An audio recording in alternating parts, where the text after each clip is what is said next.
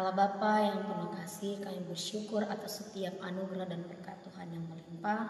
Kami boleh bangun dari tidur kami dan melanjutkan kehidupan kami di pagi hari yang indah ini. Tuhan, apapun yang akan kami lakukan, kami terlebih dahulu berserah diri kepadamu melalui renungan pagi hari ini.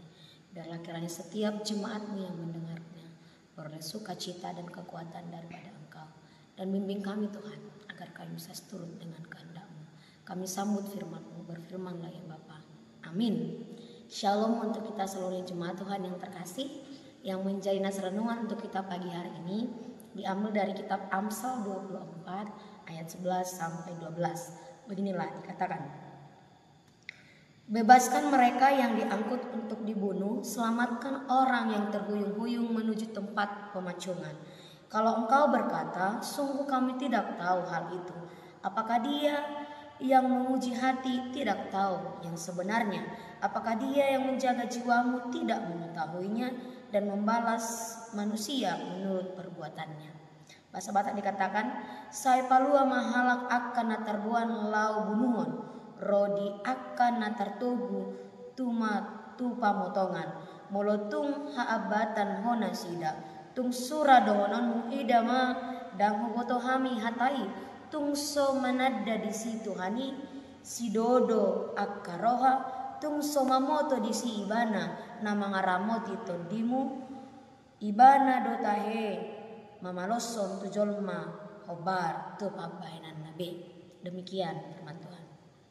Bapak Ibu, saudari yang terkasih di dalam nama Tuhan Yesus Kristus, acap kali ketika kita melihat sebuah insiden, kita sebut saja insiden kekerasan yang berhubungan dengan benda tajam, barangkali kita takut untuk menolong korban tersebut. Barangkali kita juga takut untuk terjerumus dalam kasus itu. Kita takut nyawa kita juga terancam.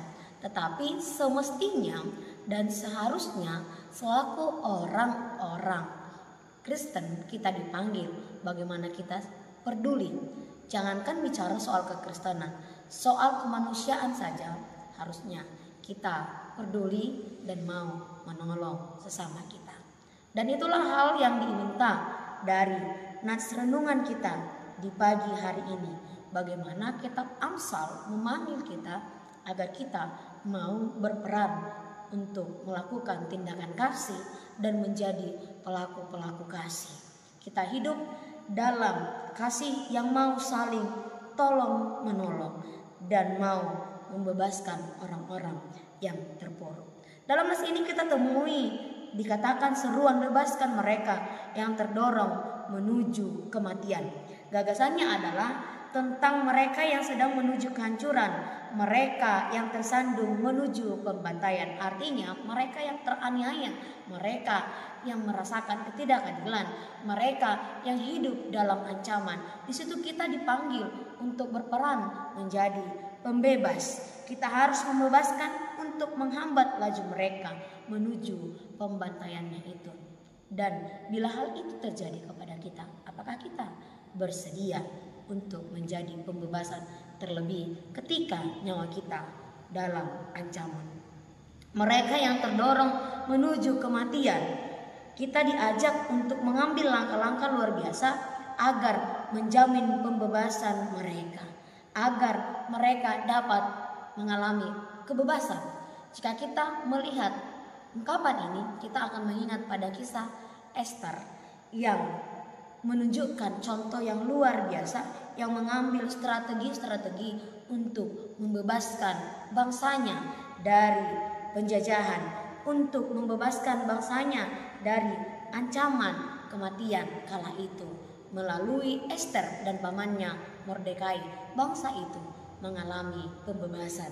Bangsa itu mendapatkan sukacita kembali. Maka kita juga harusnya tidak boleh tidak acuh. Harusnya kita juga tidak boleh acuh tak acuh kepada orang yang berada dalam pembantaian, karena mereka sering atau kita terpanggil untuk melakukan pertolongan kepada orang-orang demikian.